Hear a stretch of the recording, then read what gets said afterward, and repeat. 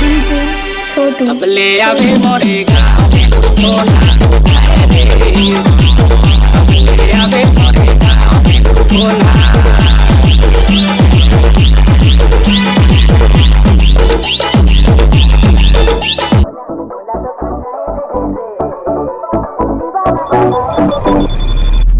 पहली के जमाना रही भैया, एक ठन टूरी के पाछू पड़े में 3 साल लगत रही। आजकल मोबाइल के जमाना है, फट ले नंबर पर और आधा राती रजाई के अंदर घुस के कैसे पूनम कलाबे के नहीं आबे यार।